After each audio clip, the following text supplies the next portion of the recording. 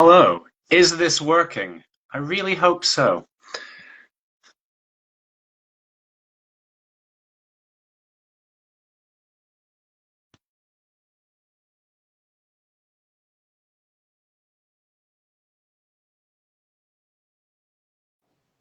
Oh wow, I'm actually on a video with someone. This is wild. Hey! Oh my gosh, there's two people. He's real. He's real. It's actually happening. It's wild. Oh dear. With that, it all went wrong as my book that I was using to prop my phone up decided to fall. Oh, no. Hey, man, how's it? Yeah, it's going really good now that I'm finally on the call. I think it's me. I'm the albatross. I'm bad luck. It's my first time hosting, so I think I'm blaming me. Oh, I mean, I'll take it. I'll take it. that. Yeah, absolutely. We just need Dunks get in, and then we've got everyone finally. Yeah, first time going live on Instagram, and it's going good. No, don't. You're not in. You're not in. Oh, is this the problem? Is it only allowing like 3 people in onto a call or something? Maybe that's what it was. Maybe once there were 3 in, it was just blocking me or something. I don't know, because what I would do is it would get me to a black screen where I could just see myself, but I couldn't see or hear anyone else this whole time. And I kept trying to drop out and drop into your different calls. Right, well, let me come out and get Dunk in, and then we can swap as we go. Oh, okay. Right, hang on. I am sure I'm following you.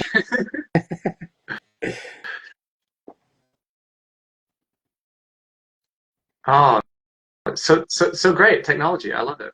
This is the future. Speaking to you from all the way up here as well, so far north. I was gonna say the move has moved. You're all the way up. Amazing. I mean, not amazing. I would see you every week now, but it's still good. I know. I'm now trying to get into some other groups and stuff like that. It's not as easy as expected, but I'm getting there. It won't be another AOS Thursdays at Element Games, that's for sure. No, it won't be the same. It won't be the same as that. You'll be at the tournament though in April.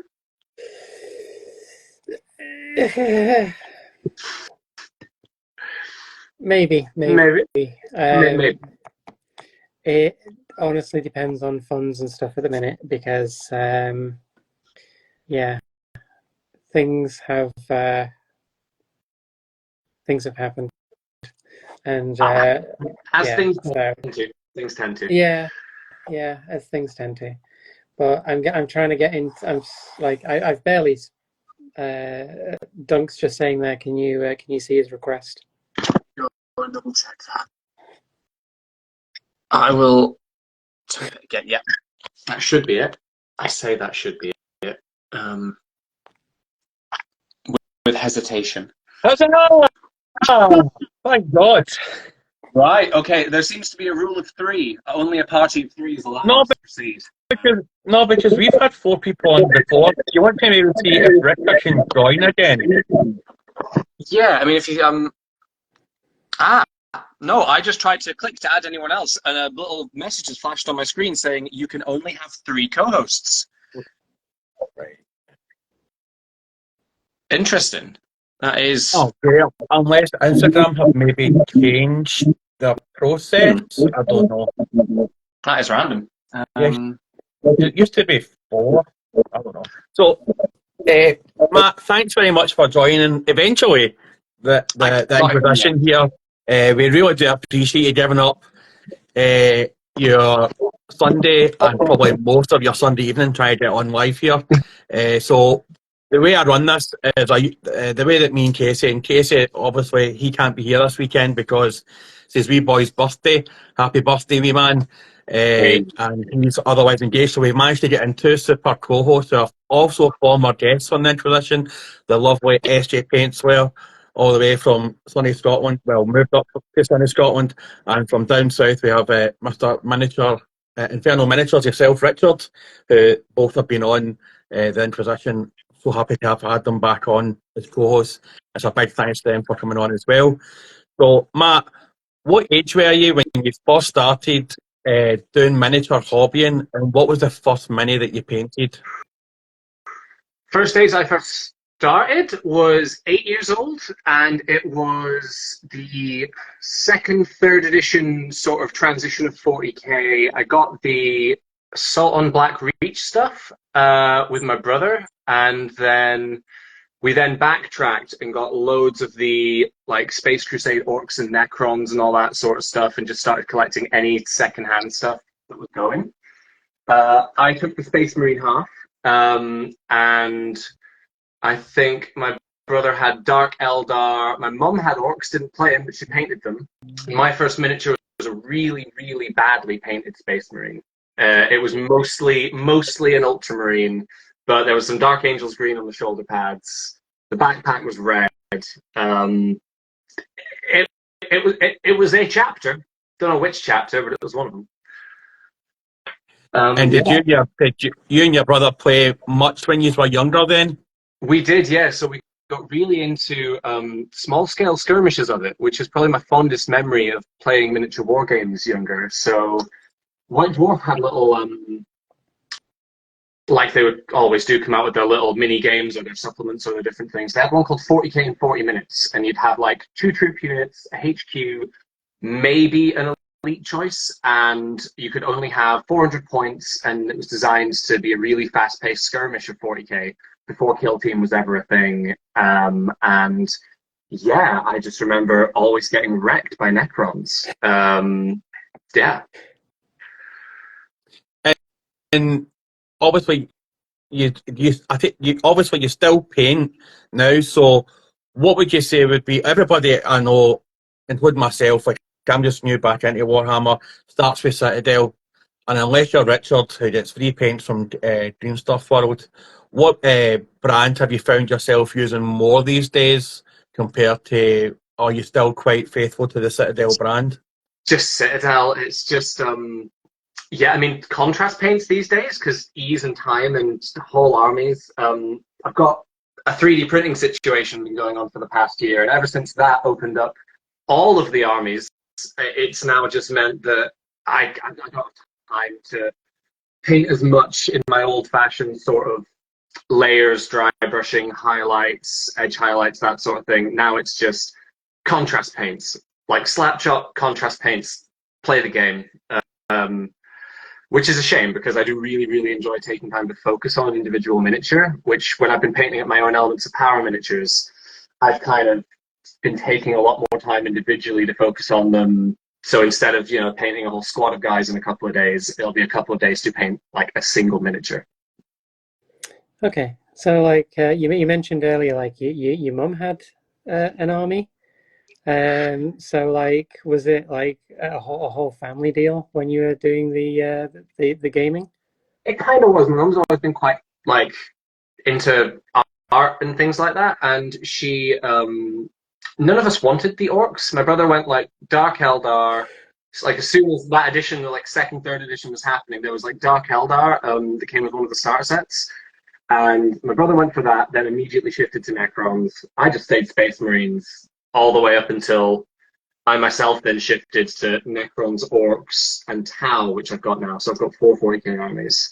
But yeah, she just ended up with all of the Orcs that no one wanted, which was a real shame. And she painted like tons of them, to be fair. Remember like the really old slot-together Orc boys that were like this? And then you had a Gretchen with a really ridiculously oversized gun that was like this. So, like, what was your favorite model out of the ones that you collected, or maybe it's something that you've not actually bought just yet from Warhammer? Favorite model from Warhammer? It's got to be the old school Necron Lord that used to come in metal, then shifted to fine cast, which was just Necron Lord. He had an orb held out in one hand, a double-bladed staff held out in the other, like a staff of light, but it had sort of 2 metal edged blades. It just looked brilliant. It's just really intimidating and imposing. It's the same Necron Lord design that they put on the Codex for the 8th and 9th edition. Seventh and 8th edition codexes. I was just the more they came out with new things for Necrons. 5th edition Necrons is where I shifted from Space Marines to Necrons because I played all the way for the past like 22 years now. And as soon as 5th edition Necrons came out and the infamous Matt Ward era happened where they like drastically expanded upon their lore and added in all sorts of strange stuff with their dynasties. I loved it and I got really, really into it then. Okay, well, I know you collect your Soulblight Grave Lords for AOS since Yes. we've had a couple of clashes together with those. Yes. Like has your enjoyment for those like passed over from the Necrons? Is that like the closest AOS unit to those? I mean, 100%. Yeah, I'd say like Necrons, the undead, anything in fantasy or sci-fi that's like liches, necromancers, wights, armies of the dead sort of a thing. That's always been like my go-to whenever I like get an army in anything, or when I'm playing a lot of video games. It'll always be like if it's a zombie or like a fantasy zombie sort of a situation, I'll usually get really into it. So that's where my Necrons are an entirely Flayed One themed army, so they're all painted red, red acrylic rods in their guns. They're all draped in flesh and skulls made out of green stuff. And yeah, like the Soul Blight were definitely as soon as I got into AOS and I got properly into AOS in 2nd edition when the Nighthaunt stuff came out for Soul Wars, and I saw all the amazing new skeletal looking sculpts and ghosties that were coming out for that, and I was just like, yes, this is me. This is what I've been looking for in AOS for a while. Because they hadn't been doing as much with Soul Blight. They were like vampire counts, maybe skeletons. I don't know. And it didn't have as much identity until recently, where you would get things like all the new sort of like a Verkros wolf sort of stuff, Radica the Beast. They didn't used to have all that back when AOS first started. So, and a lot of the sculpts were like they were the old sculpts, so a lot of them weren't as fitting with a lot of the new stuff that was coming out. So yeah. I remember, like, I used to play Hero Quest quite a bit back in the day, and I think one of my favourite expansion packs was Return of the Lich King, which I absolutely, totally loved. And I think, as Richard is saying here, he's loving the easy access for the game, short play time in 5 turns. Was this a conscious thing when you were designing the game? I mean, did you say, sorry, when designing Elements of Power? Or I think that's what he's talking about, yeah. Let me just quickly read that comment there. Yeah, so definitely. Like small-scale skirmish games have always been my favorites to play. Like whenever I play a game of AOS or 40k or anything, I'll always opt for smaller point games, just because unless it's like some sort of match play or tournament type style setting, that's always just been what I found the most enjoyment with. I love games like Frostgrave. I love games like The Walking Dead All Out War by Mantic. A bit more of a niche game, but very zombie themed, and also very small board size, very small skirmish, only a few miniatures a piece either side. Games like that, I just really seem to gel and connect with, and I really wanted to create a sort of wargame skirmish experience with Elements of Power that emulated that same sort of feel that I got, that like drew me in. And it was a really good entry and access point into the wargaming and board game and tabletop everything hobby. Whether you end up segueing off into a role-playing game or into a bit of this or a bit of that, there's always that one thing that you first start with. And it's always good if that thing isn't too daunting or seems to, yeah, like when you look at 40k, sometimes if you're a new person coming into it and you look into a Games Workshop and see the 20 plus armies and see just how much there is, things like that can sometimes seem a bit daunting to people, and I really want to try and avoid that with my game. Yeah, you're definitely right there, because I'm a brand new player to Warhammer 40k. Like, I get into I played Hero Quest and Space Crusade, and from our faithful followers, I also played Battle Masters, which I loved when I was wee. And then I started doing, I'm a big Star Wars fan, and I read a really bad book, and then I started reading the Heresy books, and I always thought, right, I like the models, I'll start painting the models. And then I only started playing recently, and I think it was like the second or third time I played, it was a tournament, it was like 3 games, and I was like, well, the game shouldn't last that long. And it was like an hour and a half each game, and I was just like so mentally exhausted after the second game that even the third game came, I just wanted to just curl up in a ball and die. And if I had to roll another dice, I would have seen it far enough. So, what made you go in the aspect of designing the game? Was it because of your Age of Sigma and old world experience that you went for that type of model instead of like futuristic models, or was what gave you that idea for the design of the minis that you've actually chosen for the game? So the design of the minis and the character, the lore, the setting, all of it, I came up with. I began to come up with it about a little over a decade ago. I got really into Pathfinder and D&D and role playing games. I had like, yeah, I'm sure everyone goes through these little phases where they get really into a certain game, or a friends group goes, "Oh, I've got this new book or a starter set. Do you want to try this?" And then 10 minutes in, you're all in. You're spending your whole paycheck on it. And I got really into Pathfinder for a bit, and I decided I'd get the beginner box when I wanted to DM a game. I played a few games with some friends and thought, yeah, this is for me. So I bought the beginner box and then thought, right, okay, I don't have all of the lore, the world building, the reference. At the time, I didn't have that frame of reference and that foundation. So I decided, I watched some videos here and there and thought, right, I'm just going to homebrew the whole thing. And so I then started, I'm a really big fan of fantasy fiction, sci-fi films, TV shows. And so I decided to just full on homebrew the whole thing from the ground up. Races, characters, settings, use, archetypes and things and stats and maths that was already in some of the base sets, but then kind of go a bit wild with it. And then I ended up with this campaign that ended up running for a couple of years, and I got really far too invested in my own characters, in the NPCs that I was playing.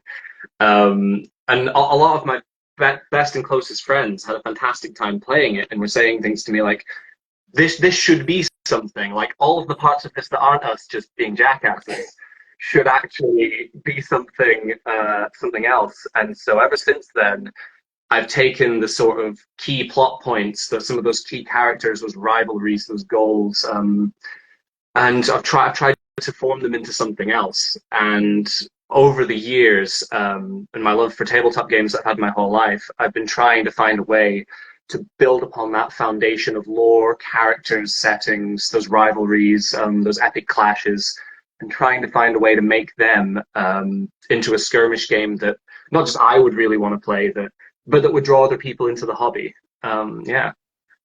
So when this is a question that Richard asked in the chat, which I totally ignored. Sorry, Richard. Too many people were joining and asking like saying stuff.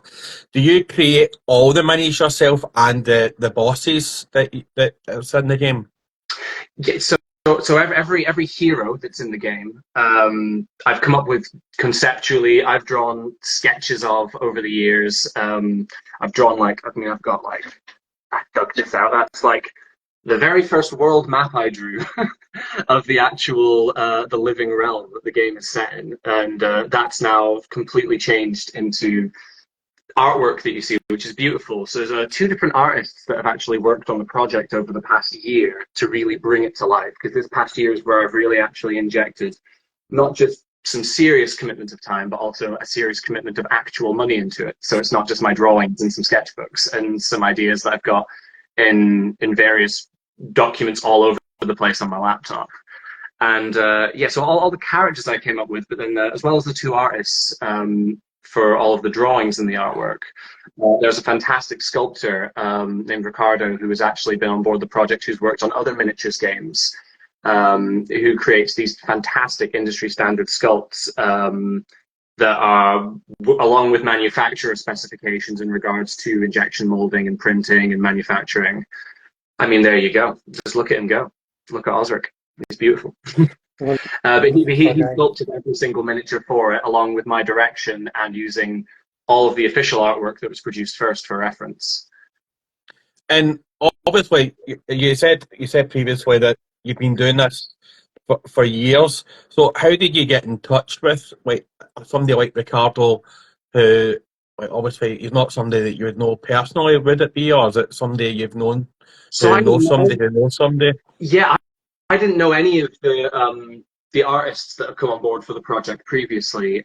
So Ricardo, I got in touch with through a fantastic guy named George Bickers. Now he is the founder of Three Sales Studios, who developed a game called Margrave, the Marcher Lords, a fantastic miniatures war game that went to crowdfunding last year, and you can actually get the rules free online from their website and also buy their miniatures from Wargame Vault, where you can get the STLs and 3D print the game and play the game yourself.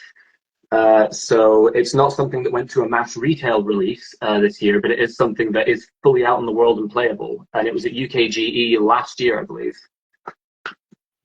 And obviously, with your friends and family encouraging you, there must just be times where you just wanted to just chuck it in the bin and just leave it. Have you ever been close to just absolutely, or taking like long breaks from it? I mean, this year, the longest break I took from it was last week or the week before I had my stag do, and so I couldn't work on it for a week. However, all I was told before going was that we'd be on a flight. So I elected for my hold luggage to be a Feldherr case with elements of power in it. So I snuck a few games in on the stag do, against everyone's wishes. Honestly, it's been such a commitment. There have been times where I have thought, like, there have been times when, for instance, I'm an admin for a local group, the SJ Paint Slayers. I've been in the sort of northwest region near Greater Manchester, called AOS Thursdays. It's just a group where we meet up at Element Games on a Thursday night and we play some AOS. And I was quite heavily involved in some of the social media posting and organizing of some of the stuff over last summer. And I've had to take a massive step back from that because alongside other work commitments and home commitments, I just genuinely had no time. So there have been times where I've certainly had to prioritize things and really known when it's healthy to cut back and not completely snow myself under. But overall, not really chuck it in the bin. Occasionally there's been like a game I was really excited for years. I remember the new Legend of Zelda game came out this year and I pre-ordered it, I got it, played it for like a day, and I was like, this is great, I'm going to play this so much. I played all the previous ones, I've got a Zelda tattoo, I'm really into this. And then that was around about the time I was really developing like the alpha build of the game and coming up with the characters and their stats and trying to play test it. And I still haven't played that game. Still haven't played Zelda. Everyone else I know that doesn't even like it as much as me has got it, completed it, wants to talk to me about it. Not a clue. Not a clue. The game will still be there once you eventually get some time to play it. But yeah, you need to put some time into this game now. But like for some of the people who are watching who haven't a clue what Elements of Power is, are you able to give like a brief synopsis of it and like what the few characters are going to be that are included in the base game? Of course, yeah. So Elements of Power is a miniatures skirmish war game, but the size and scale of a board game. That is also as easy to set up and understand. All the rules was written on the cards in front of you. In the game, the core box of the game will come with 6 hero miniatures, with a few other accompanying miniatures, tokens, and cards. It gives you everything you need to play the entire game system. And in our first wave of releases, there will be hero packs with additional teams of 3 heroes that you can add to the core game. And it's a draft. So when you begin the game, you alternate selecting from a pool of heroes until each of you has formed your classic swords and sorcery fantasy party of 3. So you each have 3 heroes, and then you alternate activations back and forth, sort of like Star Wars Legion, where you would activate a unit, then they would back and forth until everyone's activated. Each turn, there's an elemental event which will add a new twist or a little multiplier or an effect on what's going on that turn. They'll interact with some mechanic of the game. And every single character has an individual loadout of abilities and skills that you can select as you draft your heroes. that will provide a lot of different counters to certain heroes or certain other loadouts that have a lot of synergies with each other, meaning that every character has at least 5 or 6 different builds. So there's so much variability in ways in which you can be playing the game, what might happen during the game, and the victory conditions of each game are also completely random and variable. There's a deck of cards called the victory deck. So at the beginning of the game, when you select your heroes, a card is randomly assigned to each hero, giving them a victory condition. Achieve the conditions of that card, you gain a point. 5 points wins the game. And a game usually lasts around an hour. Usually between 45 to 90 minutes, but around an hour. Okay. So out of the 6 characters that are in the base game, which of them was your most favorite to design, and which is your most favorite to play? Oh, come on, that's like asking who's your favourite child. You can't, obviously, he does have a favourite character, because we all have a favourite child. Right, So but they might be watching. Well, they are watching, as you can see. So out of the core set of characters, my favorite, I mean, I love, exactly, they're like my babies. I love them all for different reasons. But one of them, so in the, one of the, it's kind of a cheaty answer, but on the box art of the game, there are actually 7 characters, not 6. And the core set of the game at retail will come with 6 characters. But anyone that backs the game for crowdfunding will gain one of the characters from the first hero pack released, included in their game with a promotional miniature sculpt. So not only do you get a free thing, it's not just cosmetic, you will get a free, fully playable additional hero in the game, meaning that you're not always playing with the same team of 6, and you're getting a lot more value for your money, and it also gives you a bit of a tease in what's to come in that first hero pack and beyond. And that character is Tibbles. Tibbles is a cat. He can manipulate time at his will. I mean, there he is. There's a little guy right there. I've got my own Tibbles right here. I think you'll find they're the same Tibbles. Well, that is it. As Tibbles is infinite, all Tibbles are one and the same. Yeah, so every character has a massive backstory with so much information I want to give out. On my website and on social media, I've been gradually trickling in and showing off some of these characters' lores, backstories, to help world build some of their relationships or relations to other places or characters in the world. And in the core rulebook as well, the entire back half of the rulebook, as with 90% of any Games Workshop book, is just going to be lore, artwork, giving you tons of extra information about every single character that's in the game, of which there are many. Because while there are 6 in the core set, a lot of the artwork and backstories for every character planned for release in the game will be included. So you can read the core rulebook, go, these characters are great, but this guy over here that I haven't played with yet, he's really interesting. That seems like the type of character I'd like to play, or I like his backstory or their artwork. And everyone that's included in the core rulebook will be playable. And we have miniatures and artwork and rules being play tested for all of them. It's just play testing takes a while. And when you have 18 characters, all with 5 different ways they can be built, combined with currently the full roster of the first wave of releases is 18 characters, with more planned years down the line. It's just a lot to. Yeah, it's a lot. Have you got It reminds me a wee bit, sorry, SJS, just before I forget, it reminds me a wee bit of like Darkest Dungeon. So, like, have you ever played Darkest Dungeon, Matt? I haven't, no. So it's a Xbox or PlayStation console game, and you basically end up you gather a bunch of heroes, and you've got to go and do quests. And I've never completed the game because everybody I have ends up dying. I always get killed by the bosses, so I'm useless.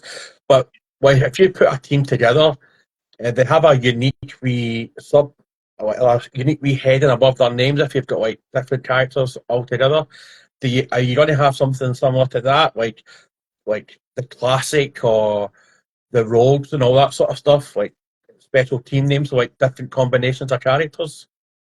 Yeah, exactly. So, I mean, the hero packs, when they're released, will have each one will have a specific name and theme. So the three characters that you're getting will be grouped together in some sort of way in the narrative. And then on every character's individual hero card, there's a little tiny piece of flavor text letting you know what they're sort of about. And there are in the rulebook suggested teams to pick for your first game.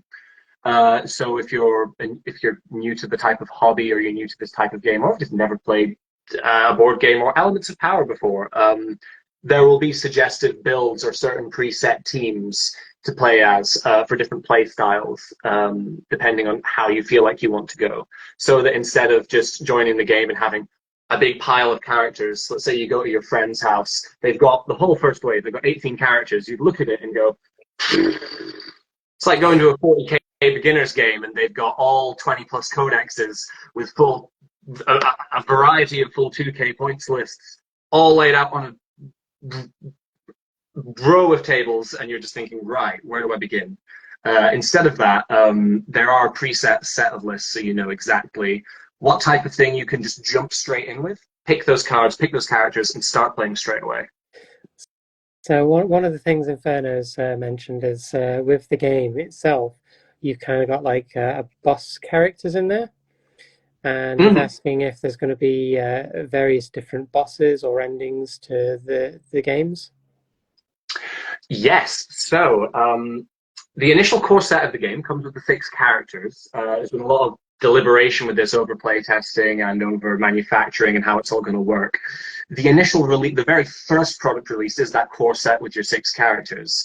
However, beyond that, yes, there are bosses, there are mobs, like a PvE element to the game where a co-op or solo mode of the game can be played. That fully exists and is being play tested, and elements of that, once you buy elements of that, once bought, can cross over into the PvP aspect via event and victory cards and characters' powers. So while the initial first smaller core set is a PvP game, the first expansion release that isn't a hero pack of just a team of characters is that co-op game mode. And we have multiples of those planned. They all use the same board and a lot of the same core things that come with the game. Sort of like how Star Wars Legion has its essential set, where you have your rulers, your tokens, some of your basic stuff that you would need to play any iteration of that game. But there are various other things you can add on that will expand upon it. So with the co-op boss side of things, yes, there is a boss. The boss is a boss variant of the other, with his fantastic unique sculpt that we had done. Ricardo's just far too good for this project. And there are others planned. So we have 3 other planned expansions on the cutting room floor. One that's got a heavy bit of development into it, but needs to be play tested. But we have got rough miniatures ready to play test it next time we get some people together for a week or two. And then we have two others planned afterwards, but I'm keeping the specific info on the narrative and their theme in the bag for now. But I have already teased that first Colo Sop experience, that first experience is going to be the corrupted armies of the other, and it is going to be very on theme for my tastes and my background, a sort of corrupted undead army that is being puppeteered by the other, who is the villain of the narrative of the piece. Yeah, we have corrupted defenders, corrupted archers. I think you've already got some of their miniatures, haven't you, SJ? I do indeed. There's one of the archers as well. There's one of the archers. And one of the wizards. Oh, I can't wait to see what you do with them. Very excited. Yeah, we played an intro game, and that included the AI characters as well. And yeah, I think it adds something, especially when you're playing with 2 people. When a third AI player ends up just joining in out of nowhere, because all of your tactics and then mean that like you've got additional targets, you've also got additional obstacles to try and get around to achieve them. Exactly. I think it really added some a little bit of unpredictability to the game. Yeah, definitely. It's fantastic to hear that. Yeah, it does. So there's the elemental event deck, and some of the cards in that deck will spawn in a certain amount of enemies in certain locations. So there are objective points across the board, as the board is same across all various game modes. There are the four elemental crystals and the one seductive, nasty, dark crystal that's in the center of the map. And these are used to help score objectives. Certain characters may interact with them depending on their build-outs or their loadouts or builds, and some of the events will, and victory cards. So yeah, they act as spawn points in the co-op solo variant of the game, and then they function as objectives also. But they are definitely nasty places to be around if you get an event card that happens to spawn those in. We're really excited to get that game mode out for everyone at launch, but also to get that game mode out for everyone at launch. It was far too difficult in terms of playtesting and just having it all ready in time. We've got a sort of tight window we've set for ourselves production-wise of getting the core set of the game out, and it's an additional 21 miniatures per core set if we were to include that, and that's just one of the hurdles we would have to cross to get that to the point. Because there was a point a few months ago where I was umming and ahhing going, it could be an expansion, but let's just put it in, it'll be fine. And then it wasn't. So, in the aspects of picking it up for somebody who's never played tabletop, like miniature wargaming or anything like that, how easy is it for somebody to pick up off the bat, just like, walking in and picking it up?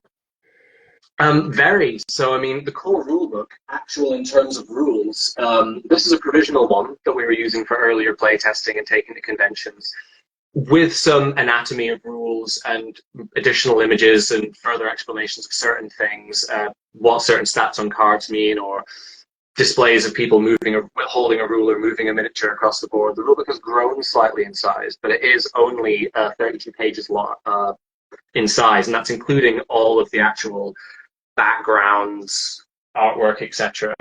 So, I mean, we at Element Games playtesting it a few weeks ago, a man came with his kids, and he was playing Warhammer, but his children were just sort of there. One of them brought a book, and they were just going to kind of hang out for a while. And I was like, Elements of Power, they're ready for a game if you'd like to have one. We're all set up.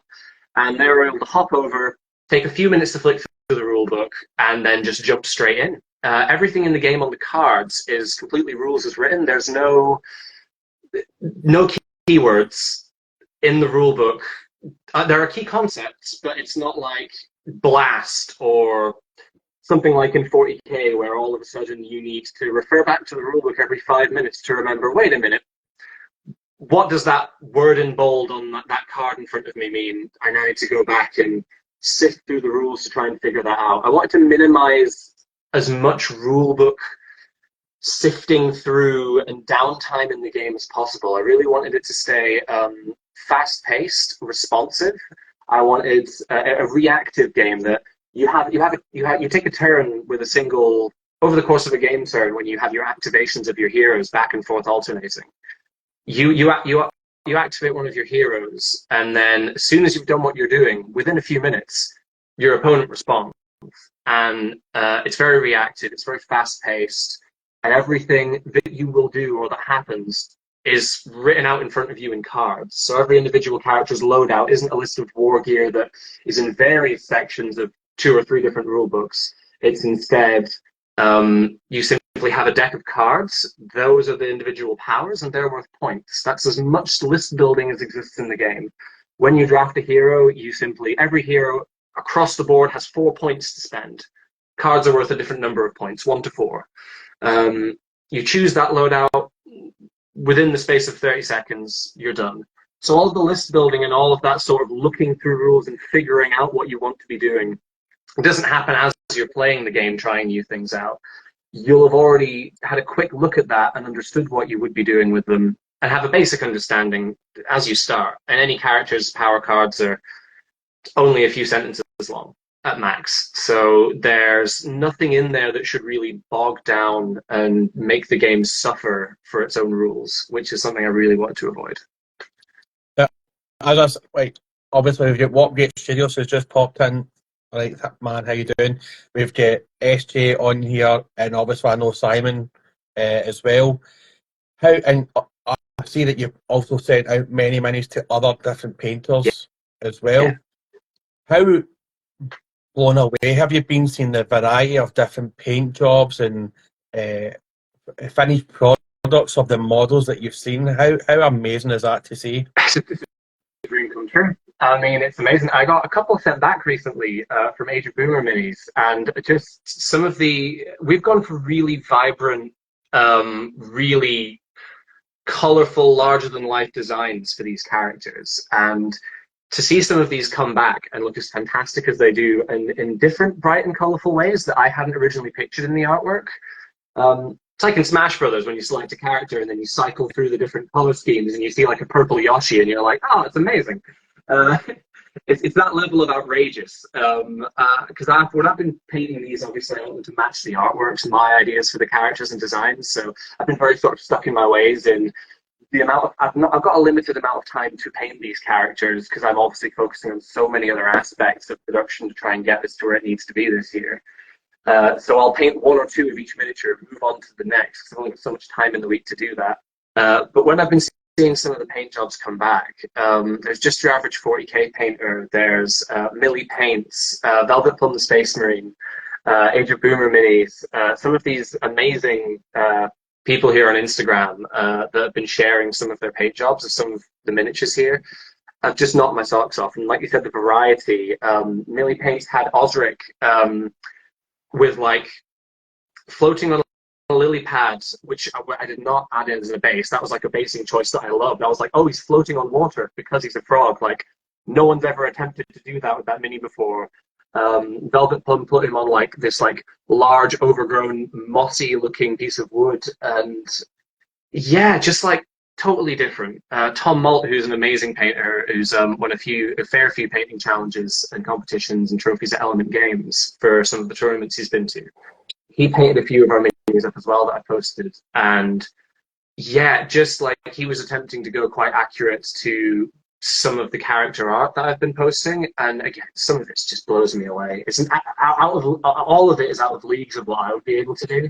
So getting to see it come to life, not just me bringing it to life, because I'm kind of the only person that's been doing that mostly, apart from a couple of artists. To see other people in the community do that and share it around is, yeah, it's a dream come true. Just before I pass you back over to SJ, my final question on Element of Power just now and the painting aspect of it. Has there been any minis that have been painted that you've went, I never thought of doing it that way? Kind of like the bit with the lily pad there that have like used colours that you would never have thought for that specific model? Velvet Plum the Space Marine gave Osric lipstick, or like really flush red lips, which I did not expect. Loved it. It was awesome. But I was like, huh, that's a bold choice for Osric. But you know what? He's working it. Otherwise, yeah, I mean, Warpgate as well. They had like a really like just posted a sort of speed paint version of Nagmar recently and did sort of like green colors and like light blue colors. That was really interesting, like green clothes. He always usually has a black garb on. He has like black loincloth and black wraps around his wrists and ankles. Did all that in bright green, which I was like, that's not what he actually looks like in the thing, but it's really cool seeing other people put their own stamps or just their own ideas onto these miniatures. Was it Jack Spooner? There's another Instagrammer. I forget his name off the top of my head. I think it's Jack. He painted a Bellario. He just watched House of the Dragon. So he messaged me and shared a Bellario that he painted, which is one of the core 6 characters that I sent out to him. And he painted him all as like Daemon Targaryen from House of the Dragon. He was like all like black and red armor with slick back blonde hair. And I was just like, damn, that's cool. So one of the with so many different miniatures and stuff for people to choose from, and they're really well designed and sculpted. that you'll be able to see, you'll probably be seeing them in painting competitions or something somewhere. That's again, that would be another dream come true. If like people were winning awards for painting a character that I came up with 10 years ago with my friends, like that's just another level of surreal. But something that would be fantastic. Yeah, it sounds as well like like Underworlds and stuff like that with Warhammer. Like all the war bands have got like their own box art colors, but you find everybody always paints their own war bands the way that they like. So, if you are going to have like competitions or something with characters, they might bring along their own painted versions of those. So they've got like a theme or something. Oh yeah, like if they had their favorite three characters with maybe a couple of alternates to draft from, and they were to bring those to tournaments, like each person brings 6 or 8 miniatures, and then you draft from the pool, and like I would that would again fantastic. And we have actually a tournament this year planned. So on the 27th of July at Element Games, all of my official prototypes, which are in development right now, which is very scary, all of those are going to be on show in a quarter of the gaming hall. 12 games happening concurrently for 3 games over the course of an afternoon. All of them will be provided by me, so the majority of those miniatures aren't going to be painted by other parties, but that's only the first planned tournament we have. It's going to be filmed, and there's going to be a prize giving where a core set of the game is given away on the day. One of my prototypes, someone's just going to get to have it before crowdfunding even happens. But after crowdfunding, and once it's in people's hands in 2025, future tournaments are 100% on the cards the following summer and beyond. And I would just absolutely love to see that happen, to see people bringing their own miniatures of Elements of Power with their own and unique paint schemes, and to actually not just host the event, but then judge them. Just judge them with such scrutiny. Yeah, I mean that's another thing that usually always goes on at like painting, at tournaments. You've got the gaming side of things, and then you've got the painting side of things as well. Yeah. And I just saw it from the front of miniatures. So yes, all the events are posted on our website. We have a demo day at Element Games on the 28th of April, which will be a couple of core prototypes of the game, just the core set, with a few of other miniatures and upcoming sneaky peeks on display as well. So people can come down, get their hands on the game, see what the core set's all about, play it, and also get a real feel for what's to come post crowdfunding. Then we have the tournament in July, and in between those two, from the 31st of May to the 2nd of June, we will be at UKGE in Birmingham for the whole weekend. We have a wonderful booth, and there'll be a whole little cheeky team of us there with a few people helping me out, supporting Elements of Power, running, not just signing people up to a mailing list as they walk by, but we will have a table set up for tutorials and for demoing and just playing the game. So people can, again, get their hands on it, play it, and just get involved. Yeah. I might be going to that in Birmingham. I'm still hedging my bets about that. I think we discussed about going to it. The three of us had discussed about going to it, but obviously I live in Ireland now, so I've been living in Ireland for like 17 years, but it's just getting the flights and the accommodation and time off working that approved. But yeah, I might hook in me when I'm down there in May, June. Definitely, that'll be fantastic. Yeah, got a couple of other. I think Miniature Noodles is another one. She's got some minis that she'll be painting up soon. She's already going to be coming down to UKG, and quite a few others from the community. So it'll be fantastic to have you there and get you to actually see the game in person, which I'm just dying to do because so many people ask me, like, looks cool. What is it? And it's that's the thing. Like we're currently in that stage where we're in the final bits of playtesting. Our graphic design and our cards are being done this month. They are happening now, which is fantastic. All the specs are submitted. They're all being done, and I'm providing feedback on them.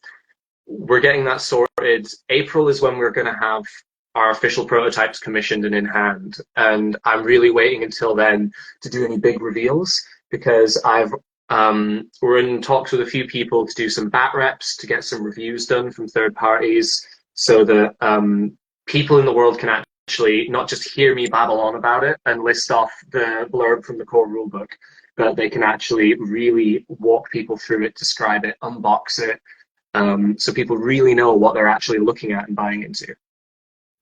Are there going to be links on your Instagram for all the events and things coming up? Oh yes, definitely. We've got the dates locked in at Element Games for those 2 events that I mentioned, and I believe Boltstorm Gaming, we also have a demo day planned there coming up once we've got the prototypes. I'll be posting about that shortly in the next couple of weeks. And tickets will be on sale for the Element Legends event, the first one of Elements of Power this July, in the next couple of weeks. I'll be speaking with the events team at Element Games next week about that. And more details to follow very soon. Within the next sort of 2 months, so much information is going to drop, other than just artwork, miniatures, and a few other pictures of me playing it with my friends in the story, going like, well, hey, look at this thing you don't know anything about. Unfortunately, fortunately, I'm getting married in 3 weeks. Oh, okay. So which is fantastic. It means it's going to be a couple of weeks. You had to say that. I know, I'm in it now. Yeah, it does mean there's going to be a couple of weeks of less info and less posting. It's fallen at a really interesting time that all the miniatures and artwork are now done and ready, and it's just the finishing touches on graphic design and playtesting before I lock everything in to order some prototypes and submit the templates. And that's all fallen a couple of weeks before my wedding and honeymoon. So you have to get on that. Make sure that's all done. That is true. That is true. I've got my fiance Caroline literally all day this afternoon sat with me, going over all the plans, all the guest lists. We're locking in all those details. And as I'm like responding and giving feedback, I'm also like typing to an artist and like posting an Instagram post and like painting a miniature. And I'm like, yeah, top. I'm doing all the things. It's fine. Inferno just put there, all the tables at your wedding are all going to have like Kickstarter leaflets and stuff like that for everybody. Oh, genuinely. I mean, I'm not going to lie. As wedding favors, everyone is getting an Elements of Power business card. That's just a given. So I'm just going to park the Elements of Power just for a wee couple of minutes here, and just like kind of ask you a few wee cheeky questions here, like we like to ask everybody. So it was good that you mentioned Boltstorm Wargaming there, because they are our sponsors, where you can buy.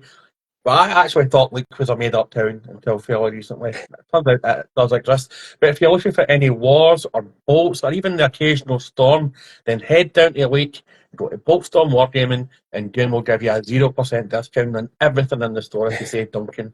That's their shameless plug. So when you and your missus, when your future missus are sitting back and relaxing and having a nice wee chill out time, what would be your crisp of choice that you would like to tuck into? Crisp of choice. That's not even a difficult question. It's it's not like the most like pompous arse ever, but like any black truffle crisps, they're just. I've got this. I never knew black truffle was a thing, and I went to Croatia a couple of years ago, where I proposed to Caroline, and they just have it like it's running water over in this one place that we went to. I don't know if there's like a truffle orchard somewhere. I don't know, but they were just handing it out to us like spoonfuls of it on bread. And at the airport, they had like a bag of truffle crisps, and we're like, I bet those are the shit. And so picked them up, ate them while we were waiting for the plane, and we're immediately like, well, those are the only crisps now. Okay, that's it. We're done. So that's probably going to be it. I'm sorry, but I just have to interject here. Richard can't put up a sick emoji with anybody, because on the Inquisition on Wednesday, he let slip that he likes to have a crisp sandwich with quavers and salad cream. What? Now, I spoke to, I know, salad cream, like, what are they doing in Yorkshire?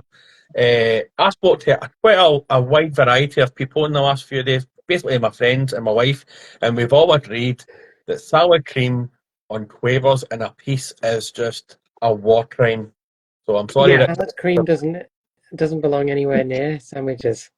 No, it doesn't. no, no. Is there any crisp that you try and avoid these days, or any crisp that you just like? For me, it's distros. I just feel as though you're just eating a bit of cardboard with flavouring on it, and it's just that's a no from me. Is there any Not crisp that you try and avoid?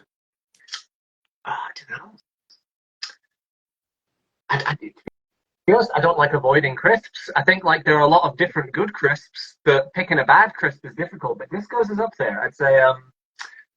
Thing is, all the really crap crisps are really nostalgic for me. Like the Transformer snacks or the Tangy Toms. Like it's Space Raiders, you know. Like most people would go, "Yeah, that's like cardboard too," but no, that's a good crisp. Space Raiders are junkie crisps. That's what we call them in Paisley. Junkie crisps. That's what they are. That and Johnny's onion rings that were like 5p a bag back in the day. Like they're junkie crisps. The things that's how you know inflation is bad when they're like 25, 30 pence. You're like, what, they're like 5 pence a few years ago. And when you're having your truffle crisp and you're feeling a bit parched, what do you prefer to wash it down with? Are you a Pepsi Max man or a Coca-Cola man? Pepsi Max if I had to choose, but it's Fanta or like Tango or you know what, Rubicon.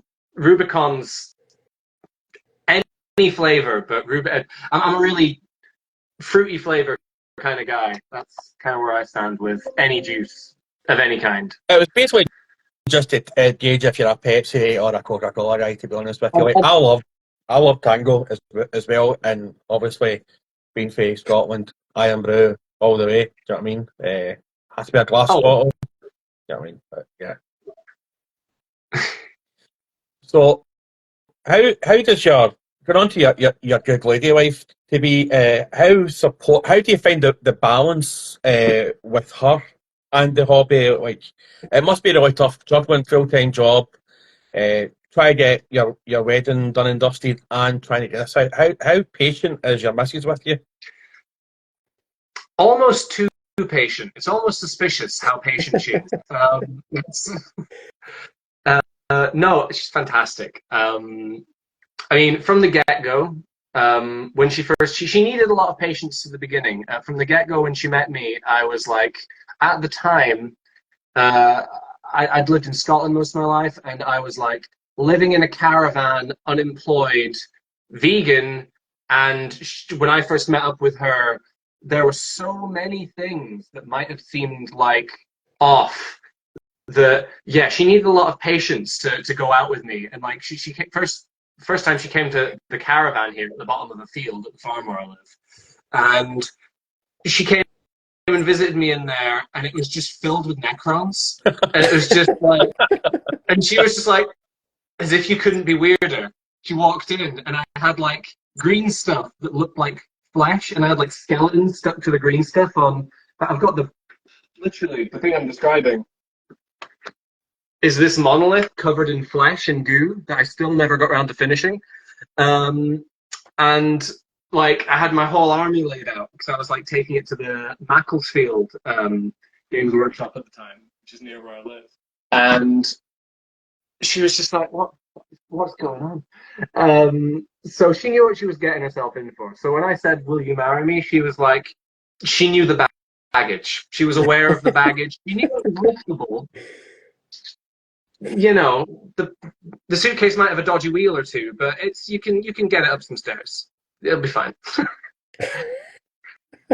If that made any sense. Oh yeah, Perfect. it makes total sense. And are you still a vegan? Yeah, I've been for like 11 years, coming up 12-ish. I've got 3 daughters. My youngest daughter, we went to a friend's house who was a farmer, and we were having steak. And my daughter was about 6 or 7 at the time, and I was like, "Oh, is this one of your cows?" And you just seen the light switch on in her head that moment. That at that precise moment, Yeah. she realised where meat came from, and she got up the following morning and she was like, "I think I'm going to become vegetarian." So we were like, "Right, that's fine." So we let her be a vegetarian, but we always insisted that she ate fish. And then as soon as she turned 18, that was her, she was a vegan. But you can have a joke with her about being a vegan Whereas my middle daughter, she watched that TV program and she loved meat. Like she would like eat bacon and sausage like it was going out of fashion. You can't joke about her being a vegan now because like she's not a fun vegan. I still love her though, Sophie. I still love you, Sophie. But yeah, she is not. You can't joke about being vegan with her. Like I would wind up the girls about, well, your avocados, how many flies did they kill from Aldi to the car and all that sort of stuff. But yeah, like it is a good lifestyle, like, but it's just yeah, it's like we have got two vegans and you try and make Christmas dinner for like 15 different people.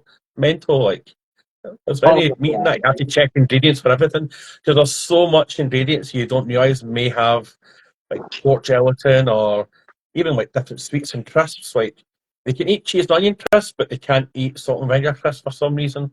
And for some reason, and there's like certain makeup you can't use because it's got fish scales in it, and wine has to be vegan now. There's so much when you don't realise it until you actually start being involved. Oh yeah, with some dishes that. So it must be.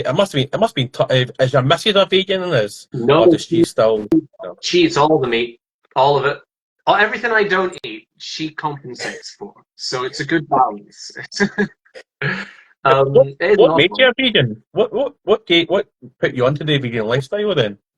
I think I saw Cowspiracy and a few others around about that time, maybe like 10, 12 years ago, and that kind of stuff was coming out. And I was allergic to milk growing up. So I would like swell up almost like I had glandular fever and get really mucousy. And I'd like, it wouldn't agree with me. I couldn't have milk. So my mum raised me on like rice milk and like all those free from dairy-free chocolates and things like that growing up. And I could eat like little bits of cheese here and there, but it still wouldn't, I'd feel terrible afterwards the next day or later that night. So I ended up just never really caring about milk and cheese, which I think is what like most people's thing is whenever they go into like shift their diet to like veggie or vegan. They're like, I don't mind like not having beef, but I couldn't give up cheese. Whereas for me, it meant nothing to me. So I think I saw some of those documentaries and thought about being veggie. Went down to Tesco's one night and I was like, when I'm doing my shop this week, I'll just see what is out there, what options exist. And I saw that they had like, I'm not really that fussy. I don't mind if something doesn't taste as much like something else, unless it's truffle crisps, apparently. And so when I went and looked around and just saw all the different options like burgers and pizzas and hot dogs and stuff. And I went, I could just eat this until I learned to make other things. And so I just did.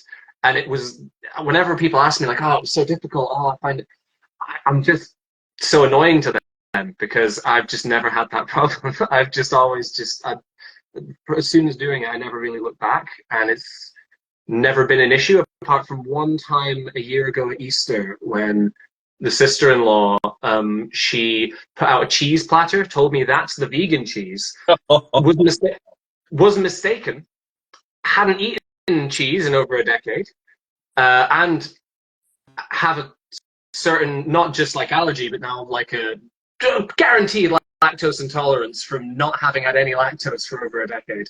And I was bedridden for 3 days. I couldn't eat anything or do anything. It was terrible. I must say, just before I pass you over to SJ, the Lidl vegan burgers are absolutely amazing. Like, I would eat them quite regularly.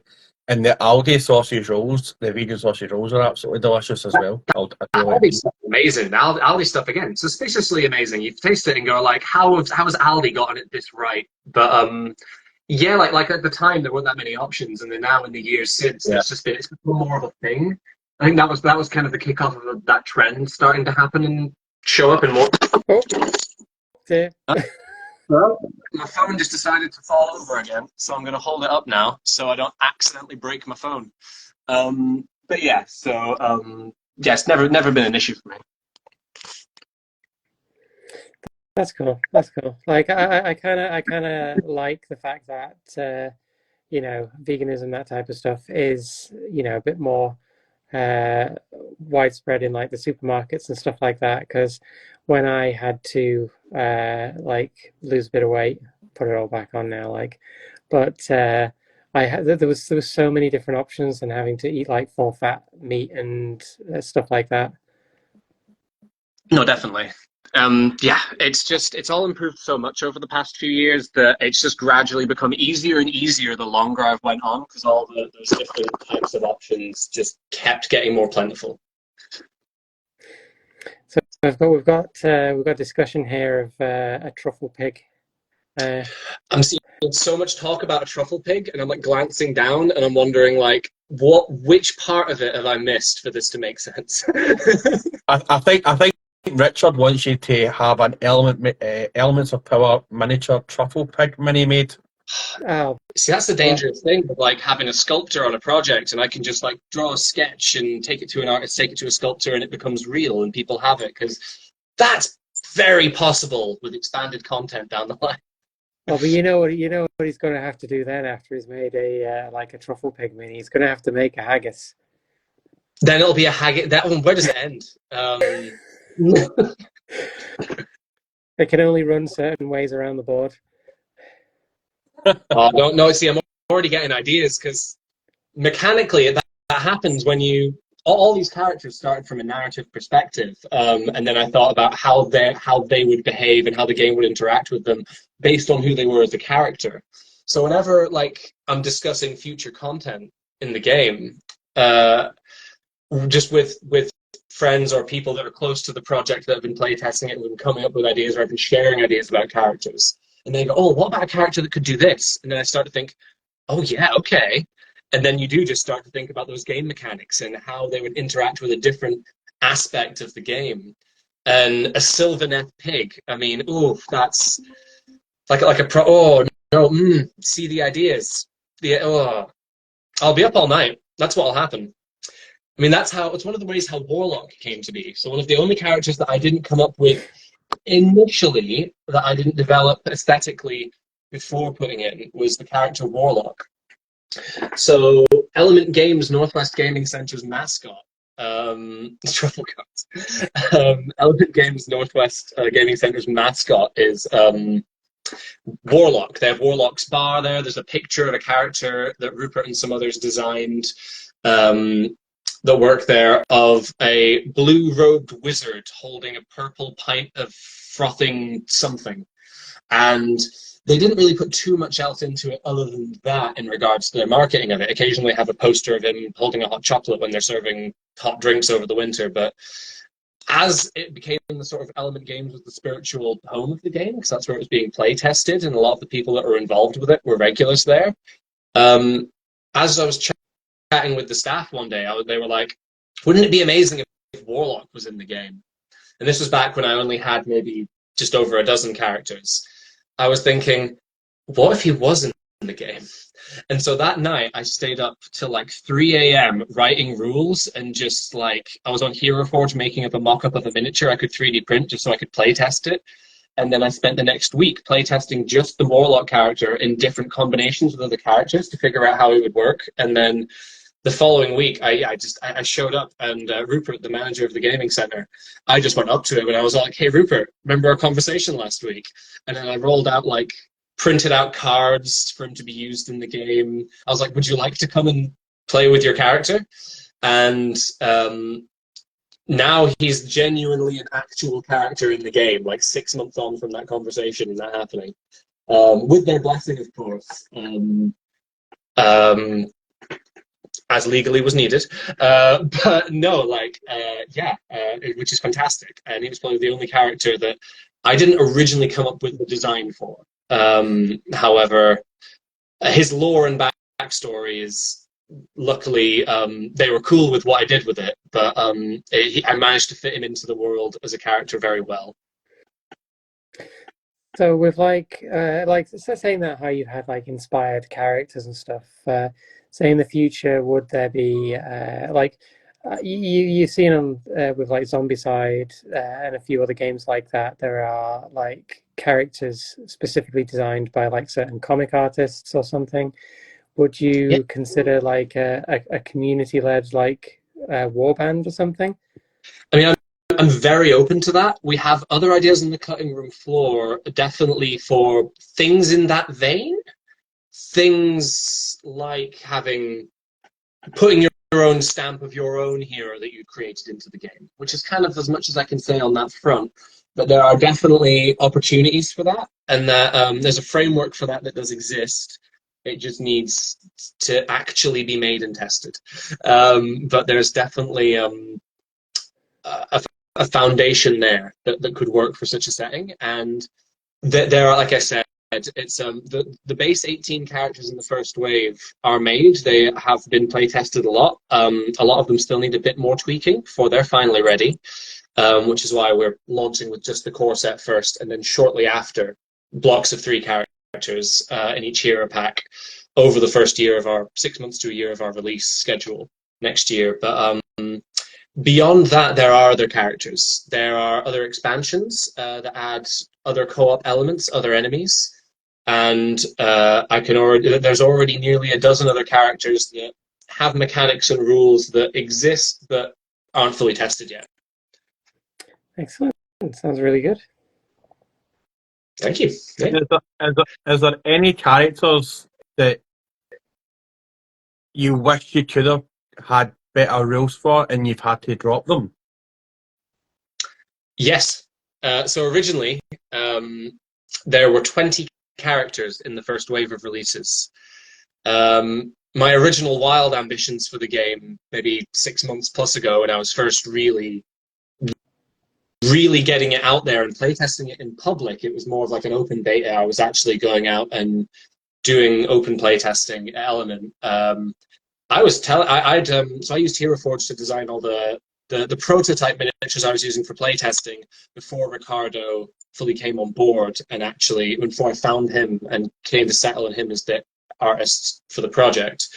And I would be there's 2 characters. One a dwarf named Bondon on Glonflonthor, or Bondon for short.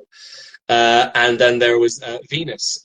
She was a ship captain, and yeah, she was kind of like pirate nautical themed, and they all have rules, and they were in the game and have been very briefly play tested, but I had to cap myself at 18 because I was just running away with myself at a certain point and really needing to. We were taking it to demo days or to like play testing events. People were loving it, but the more I began to add, after a point, was making it hard. Every character has 5 different builds and synergizes or counters other characters in so many different ways and so many different combinations that every additional thing that's added to the game means the amount of playtesting needed is multiplied to a certain degree, that it meant that they just couldn't be fitted into the initial first wave. But those 2 characters are planned for the second wave of releases, and probably going to be in the first big expansion that comes post the core game, the co-op add-on, and then the 4 hero packs that will accompany all of that over that first release window. And obviously, you're going to get some criticism. What's the best bit of critical reception, like negative, but that's turned into a positive bit of feedback you've had from the game? To be honest, yeah, like you said, all feedback, even the negative stuff, is worth listening to. Every single comment that anyone has, any feels bad moment, whether or not they lack context for, oh, actually, if you knew all the rules and you would have known to have countered that with this, like, not everyone's going to know all the rules. Someone that just might buy the game or just might want to play it with a friend if they take it around to their house. You want everyone's first interaction with the game to be a positive one. It might not be the best thing they've ever done in their life if it's not perfectly for them, but we want to avoid as many of those moments, those bad first impressions. And in the early window of the game, sort of inception, there wasn't the resistance stat and mechanic didn't exist. So in the game, whenever you receive any instance of damage above 1, you can roll a save. It's kind of like a dexterity saving throw in D&D, and kind of like an armor save in that you receive any damage, you roll a dice, and if you meet or beat a certain stat, every hero has a different one, although they vary between heroes. If you meet or beat that stat, you mitigate the damage, you reduce it by half, rounding up. Meaning that the tankier characters are characters that feel like they should be able to save, dodge, or block damage better will, or are more likely to. And so, as an armor save works in Warhammer, or that kind of a saving throw works in anything. But originally, when first playtesting the game, I was designing it to be a very fast-paced, punchy, play within half an hour to an hour skirmish, you know, a skirmish war game, but that takes as long as King of Tokyo or Pandemic takes to play, like one of your nice coffee table board games. And yeah, there wasn't a set mechanic in place. There were ideas on the cutting room floor for one, but someone played a game and was very, very like vocal about the fact that like it's silly that that isn't there at that time. And it was many months ago. And since then, literally on the day I was there with a few other people that were playtesting and bringing their own games at a demo event. And I just discussed it with them all day and going, right, well, at the time, it wasn't half rounding up because that's what ended up fitting for the game and the system that had been created. But we were thinking, how can we implement this to make it better? Because it will make it better. It'll give players more agency. The game won't be happening to them. People won't be taking flat damage just because. And in some board games, that works in the confines of that game system. But it being a skirmish war game, not having a way for certain characters to mitigate damage, I mean, certain powers could, but there wasn't like a flat universal mechanic for everyone being able to reduce it. So yeah, that was probably the biggest bit of feedback that was most integral to making the game better at a stage that it really needed that to give it a push to get people really hooked whenever they would play it. People that have sat and played it have really gone, oh, can I try again, but with this character or with this power? Because you can see after playing even a couple of turns of the game, oh, wait, this counters that, or oh, wait, this synergizes with him. And you can see all the different ways in which you can achieve your objectives or avoid certain events or work together or against each other in different ways. Yeah, and in fairness, but there, everybody loves a save, a little bit of jeopardy and stuff. But you do also have like what happened in our games where you've got those elemental twists that like double the damage that you could possibly do. So some objectives become much more achievable, whereas in other turns maybe not as much. But yeah, I think from my experience with playing that game and how I've seen it played with a few others, and my opinions on how I like to play board games, there's a lot of elements to it. Not to put the pun by using the word element all the time, that are always going to be different. Like your character choices will be different, your team builds will be different, the characters' builds themselves will be different. What the turn-by-turn twists are, when enemy AI turns up, which direction your opponent decides to set up in and where they decide to go, what the individual character objectives are. There's so much variation that you're not going to be just like, oh, we've done this one already, or we've done this mission already, that type of stuff. 100%. I mean, the board itself is one single board, and it isn't a procedurally generated board. A lot of board games, their replayability comes in the fact that you place down tiles in random configurations, but all the other mechanics stay the same. Whereas Elements of Power has the same set arena you fight in that is always the same, but literally everything else is completely variable, like you said.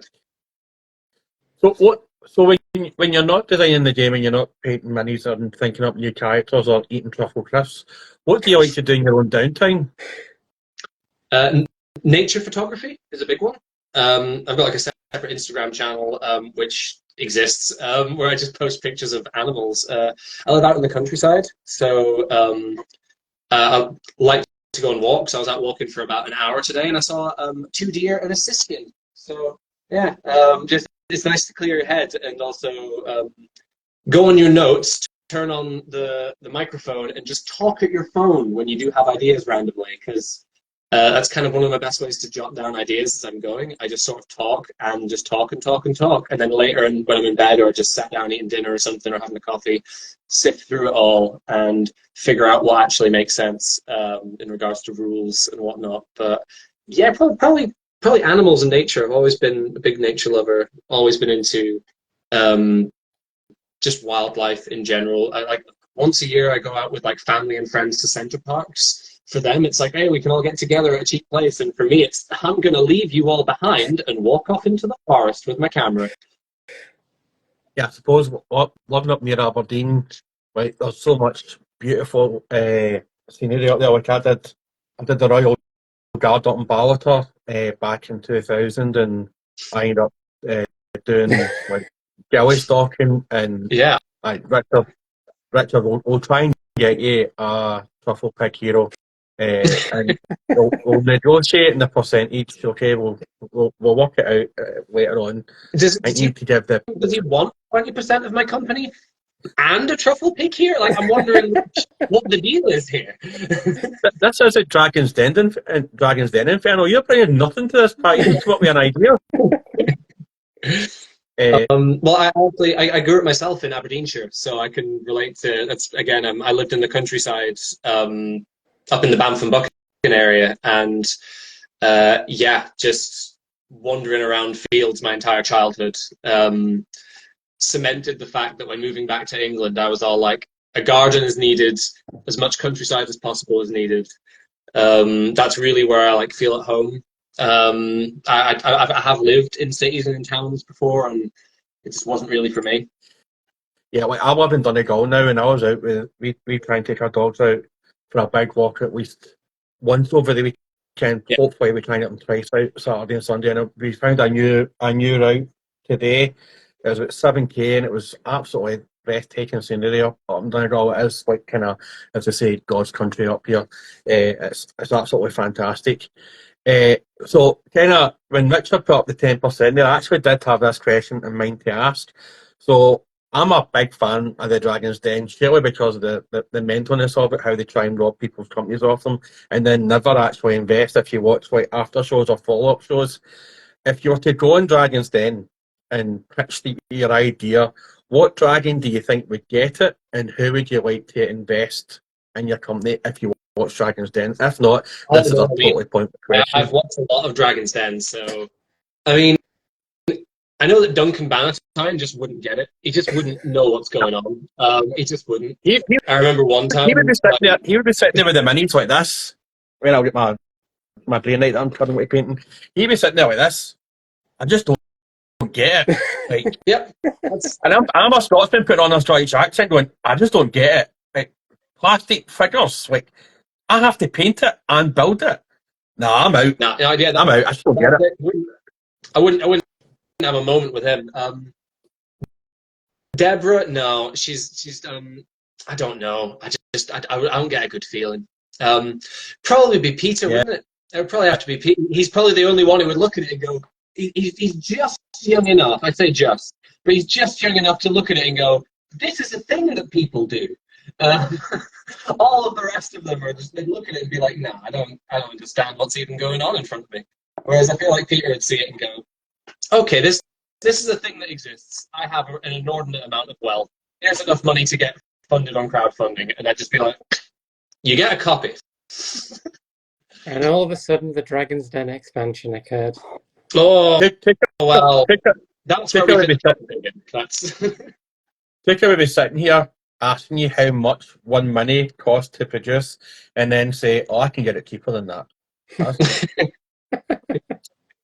And then he'd try and wangle his way in with Peter, and maybe the other young guy would get it. You know, the one that's the kind of IT guru. I think he would maybe get it. I don't know his name. Is it Taj? What's his name? Tej. Yeah, he would get it. I think I bet he's a secret D&D'er. He would definitely get it. That's my opinion. Yeah, might do. So, do you watch much like TV? Is there any shows that you're currently watching this now? I'm currently watching Succession. Just got off the back of an episode right before coming into this.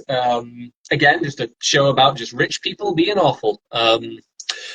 Yeah, watching that. We watched Gladiators this morning because it was on this weekend.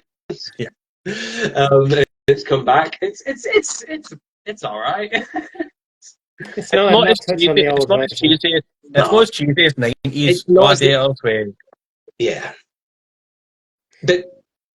They try and be as cheesy, but you can tell they're trying to be cheesy instead of just naturally being cheesy. So, like, it's still a good watch because you've got the nostalgia, but at the same time, it's like when you see, like, what's he called, Viper or something, just be like, you're like, this is just a lie. Whereas when you're a little kid in the 90s and you're watching it, you're like, he's so angry. Why? Like, I don't know. You probably both remember Funhouse from back in Pat Sharp days, right? yeah. Inferno Miniatures was in Funhouse as a contestant as a child, Oh wow. and you still get Claim the, fame. and you still get the jacket. Now that's a claim to fame. Here we go. Like when I found this out, I asked him. There was a girl in my school that I went to in Paisley, and she went in Funhouse and she actually won. Like she got to the final and did the whole shebang. But for the 5 years that she was in school, any time you seen her, every break, every lunchtime, every time you were changing classes, all you heard was Funhouse being sang for the whole time. And Richter said that was that's what happened to him when he was at school. He was known as the Funhouse kid for about 5 or 6 years. So yeah. I just trying to get the new Gladiators. What they're going to bring back next? Noel Edmonds' house party. Do you know what I mean? Like Without Noel Edmonds. that was good though. That was like Saturday Night TV though. That was pretty good. You know, I Mr. Blobby miss was a something that's still on menace. there. Dennis the Menace. I was going to say Golden Balls was a top quality game show. That was unbeatable television. Like Deal or No Deal had nothing on Golden Balls. No, At the very end, no, you could like, share it or you could steal it, and you'd say to the other person, like, oh, okay, like, yeah, I'll totally share the ball with you. And then, but if both people shared it, then they shared it. But if one person stole, then they'd take it all. Or if both people stole, then no one gets anything. And all the betrayals, the drama, like Game of Thrones must have got so much inspiration. That's why George R. R. Martin hasn't finished the last 2 books. It's because Golden Balls got cancelled and there's no more material left to, What would you? he's done. If you were on Golden Balls, you got to the end, and it was regardless of how much money it was, right? Would you split or steal?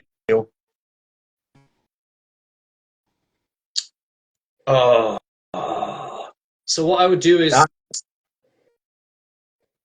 yeah, no, I'd have to split, but I'd have to convince them somehow that, I don't know. No, I'd have to play some sort of mind games. I wouldn't want to steal. I wouldn't want to be that guy. You wouldn't want to like go home to your family and have that blood on your hands, Like, oh no. Imagine being in the studio and walking past your opponent's family and you've just taken all of their life. Oh. What about you, SJ? What would you? Are you a splitter or would you be a stealer? Oh, I'd steal. Yeah. However, if I was nice enough, if I did end up getting the money like that, I probably would just split afterwards anyway. Richard, what would you do? Put it in the chat if you were split or steal. You'd definitely steal. I would 100% steal. If it was 10 pence, if it was £100,000, I would rather leave with nothing if they were going to steal off of me than leave with nothing and they left with everything. I couldn't do it. I couldn't sit there and go split and then they would steal because it would not be true to myself. And the best one, though, and it's probably the most watched Golden Balls on YouTube if you've never seen it, is they get back people who were in the final and they were stolen from in the final. So it was like the losers come back, and I think the prize was £100,000, and it was the guy and a young lassie, and he's like, please, she was begging him to split. And he's like, believe me, we've both been here before. I promise I won't steal off you. And she stole the lot, 100 grand. Like, you're never going to see that person again. Yeah, but they know your name now. They know what you look like. The anxiety would plague me for the rest of my days. I don't know if I could do it. They don't shoot McGavin when you're walking by them, Richard. Golden Balls was a brilliant show, but they probably had to stop that because people would get murdered like they did in Jeremy Kyle. It's like Jeremy Kyle, yeah. It's like it got to the point where the show got so abusive, they were like, we can't make this anymore.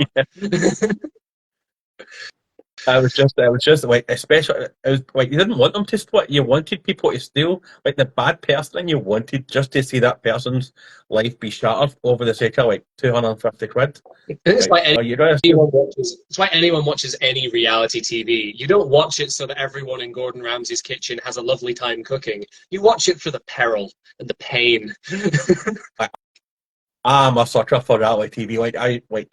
I love Love Island just because it's trash TV, and I'm so excited that tomorrow Celebrity Big Brother starts. I'm just so excited about that. Can't hide my excitement. I can't wait to see how they tear each other apart. So good. It's absolutely brilliant.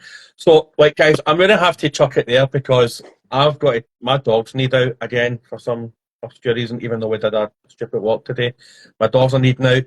Matt, it's been an absolute savage having you on. I really do thank you so much for coming on, especially to showcase your game. So, for the people that don't know, when is your game hoping to be released? And where can they find you if they're not already following you, even though they should be if they're on your live? I mean, of course. So they can find me at elementsofpower.co.uk. That's our website. There are links to all of our social media platforms that we're currently on. We've got a private Facebook group for people that are in the community helping with development and also playtesting, where I tease where we're going to be with it. There's a public Facebook page as well that I'm just kind of just showing off some various announcements. We have an Instagram that this is. We've got a Discord page now, and the game will be going to crowdfunding, hopefully this autumn, Q3. So we're looking at a September, October campaign. The campaign preview will be up and going once we get our final graphic design and prototype for it in the next month or so. Many updates about the Truffle Pig related hero, of course, Inferno Miniatures. Of course. And yeah, so hoping for release, an actual retail release, first or second quarter of 2025. But within 6 months to a year. I've actually had two separate meetings with manufacturers this past week, which was very exciting. A couple of very interesting video calls that were really promising. I'm waiting for a couple of quotes to come back before we move ahead with certain things. And then many more updates about that will be coming very soon. But yes, campaign preview where you can get all the goodies with Let's Plays, unboxings, and some real good, proper, juicy info about the game in the coming months. Around about April, May is when all that will drop. And then, yeah, we'll be at UKGE this year, 31st of May to the 2nd of June. And then we'll be crowdfunding a few months later. SJP as well, is there anything you want to add before we chuck it? Just that I'll be at UK Games Expo as well. No, I won't have a booth, but I'll just be, milling around and harassing other game developers with their demos and stuff. Playing I just want to say, Power, of course. Oh yeah, of course. And hopefully, because I'm going to be painting some of the miniatures to Matt's original design style. I should hopefully get some of those done for the demo at UK Games Expo. I just want to say as well, thanks to you and Inferno for helping out tonight as well. It was absolutely amazing for you guys to step in and say yes to co-hosting.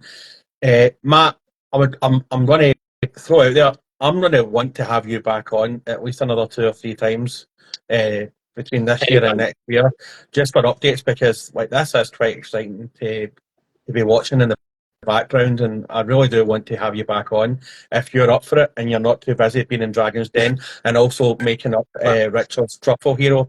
Which, you know what you should do? You should make 2, right? And then they'll be like golden geese eggs, and then they'll be on eBay for like 10 grand in about 2 weeks. Do you know what I mean? That's where I make my real money, isn't it? Let's face it. I'll take 20% of that as well. So the only thing I'm going to ask you, Matt, right, is see when you end the live video, right, I'm going to cut this out before it goes on YouTube. If you can just share this onto your page, and I'll get my IT specialist, aka my 17-year-old child who's upstairs hungover, He'll grab this from your Instagram page, and then we'll put it on our YouTube, and then I'll send you the link to our YouTube as well, and you can be able to like cut and whatever you want to do with the video yourself. That's the only thing I ask you is if you can just share this on your page, and then we can take it from your page then. Sounds good. Again, folks, thanks to everybody that's joined in. Special thanks to Esche Paintswin and Richard, and also the man of the moment, Mr. Matt from Elements of Power. We are back on Wednesday with our first Irish guest, Mark from Donegal Dice Winners, and we hope to see you on Wednesday, folks. Have a lovely rest of your Sunday evening. Bye-bye. Bye.